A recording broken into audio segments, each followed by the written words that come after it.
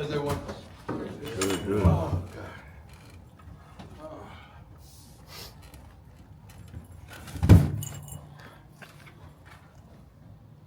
Brian Highland, our grounds crew guy that runs the campus, phenomenal job. We just got finished with our walk, and I got to give him love, give him a shout out.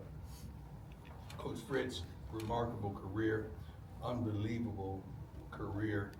What he accomplished at Tulane and so forth has been astonishing, unbelievable. So I am very impressed by what he's accomplished as a coach, as well as being National Coach of the Year in 2022. And Tulane 12-2, they were flat out rolling, man. 23-4 in the last 2 years. God bless you, Coach. Love what you're doing. Love what you're doing for all coaches. Love your staff, what you've assembled, and what you're building there. Students of the week: Brandon Davis Swain from Detroit, Michigan. Cole Mathis, my man, Coach Mathis' son. Let me see.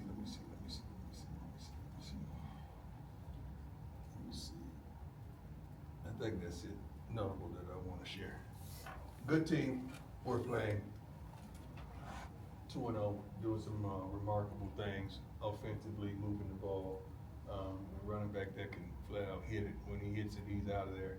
There's some receivers that can get the job done defensively. They got some guys that can cover.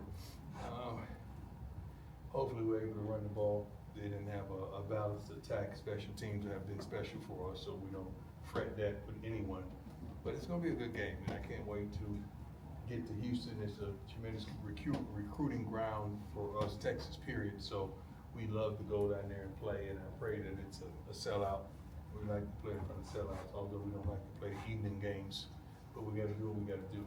So we welcome the challenge, and I can't wait to finish up here strong and then get on a flight and get to Houston and get some work done.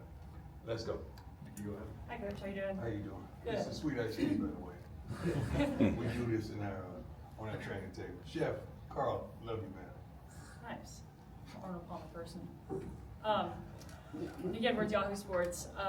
There was a report by Pete Thamel that Ryan Staub is the expected starter against Houston. Are you able to confirm that? I'm not confirming none of y'all. Y'all know that. We ain't like that. We're good. We have capable guys. Staub has been doing a phenomenal job doing and getting the majority of the reps, but I haven't made that assessment or decision yet. Go ahead, Adam. Hi, Coach. You know, in today's media, we don't care about being correct anymore. We just want to be first. And there's no subjection to you when you're wrong. Nobody says nothing. You just go with it. I'm not saying that's the case, but that's where we are in media. Nobody gives a darn about being correct or being right. Everybody just want to be first. That don't make no sense to me. I would love the integrity that we once had with media. I would love that. Let's go. Sorry. Hi, Coach. Adam Tiger, 24/7 Sports. We just had Simeon Price in here. He mentioned that he was in the portal for about 6 months, and it was kind of in a dark place. What's it been like to see him get this opportunity and run with it? First of all, he deserves it. Second of all, you talk about a great kid, a character kid, a kid that loves this game, loves everything that comes with it, the education, academics, the leadership that we have in the building, not just the young men that he plays with, but the type of coaching staff that we have and support staff when it comes to academics and all. Phenomenal human being, man. I'm proud to have him part of this team. Pat, go ahead. Hey, Coach, Pat Graham, How you doing? How you doing? Hey, when you're making a decision on a quarterback, I know we talked about it, Yeah. started, but what factors go into it, and how much do you kind of factor in what the team thinks, and just not to make change for change's sake? Oftentimes what the team thinks may not be correct. Oftentimes what the fans think, or the media.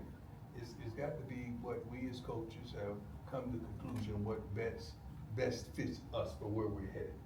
That's how we kind of accumulate that decision and understand leadership is involved, understanding the totality of the offense is involved, and being able to do some things that are off script.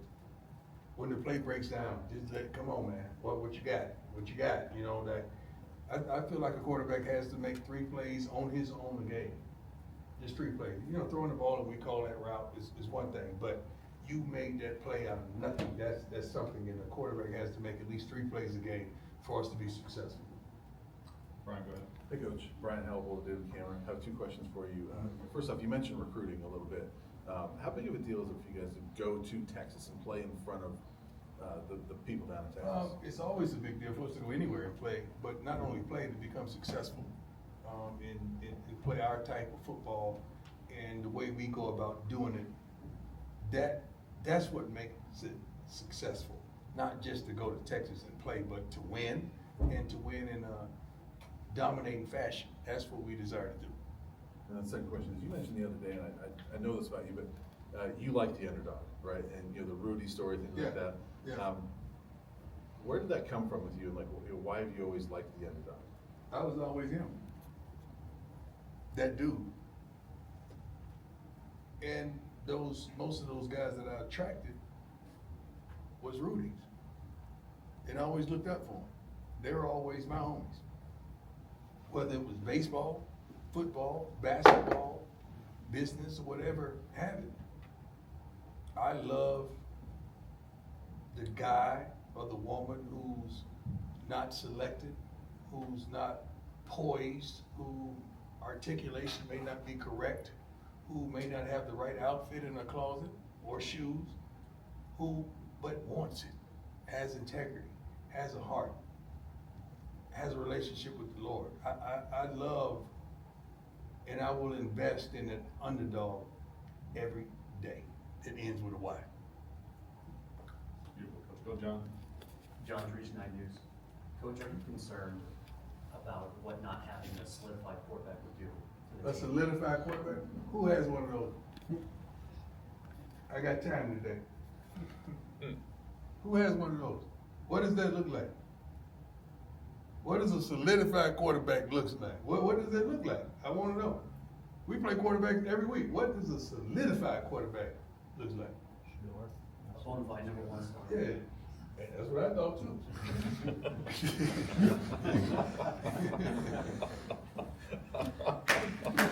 Oh, thank you, Lord. Thank you for that setup. That was good. Excuse me, sir.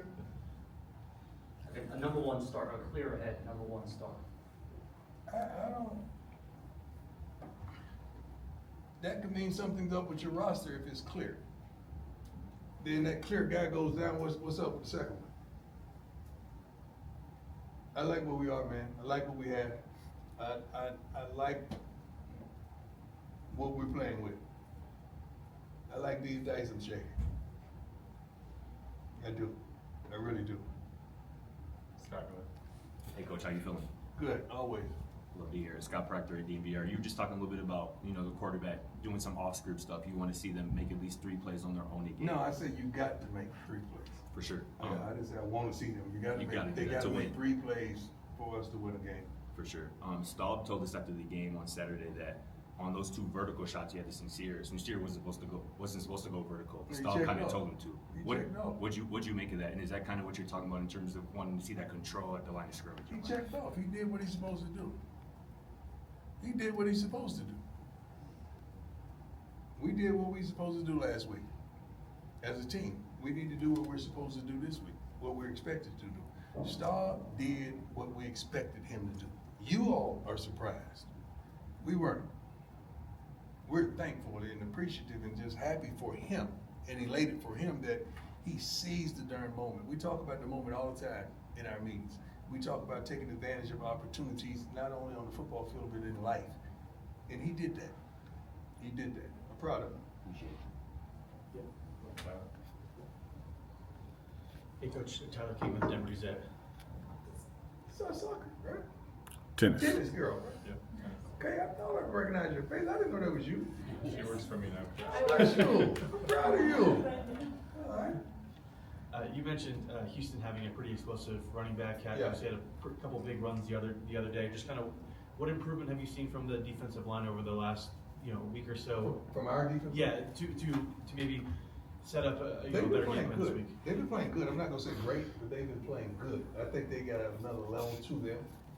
Collectively, all of the 4 across the front, We gotta get more pressure on quarterbacks, I feel. I feel like we do a better job of stuffing the run in the A and B gaps and letting the long linebackers flow and get to the ball the way they're capable, because we have some fast linebackers and they can run, they can all run. But we're doing an adequate job. I think we can do better. I challenge them to do better every day. Anything else for Coach? Go ahead, Jack. Yeah, Coach Jack Carlo, how are Come on, you? man. Come on, Jack, give it to me. Jack Carlo. Doesn't get old. Jack, I love it, man. You don't understand. This is the only reason I come in here. It's the best part of the week. You know. What was I gonna say? Take it down. We'll wait for you, Jack. Brandon Davis Swain Yeah. just came in here. Just what has allowed him to kind of step into a starting role early this season? Confidence. First of all, he had to get his body together. He had to get a little Swayze together in the offseason and take lifting and conditioning serious. We wasn't serious about it last year. He was a high school kid coming out of high school and think it was fun, thought it was going to be fun. No, it ain't fun when you're playing. It ain't fun when you're not dominating. It's not fun when you're not on the field. He took it serious.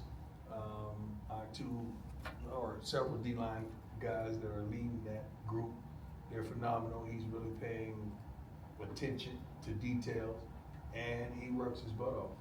He really works his butt off, but we got a surprise for him this week as well. I hope he didn't disclose that, but we got a surprise for him. He's been doing well, and we're going to extend his role. With that. Coach, just last thing on the quarterbacks. Do you envision a scenario where it's just one guy this week? Mhm. Okay. That's the goal. I don't want to play musical chairs as a quarterback.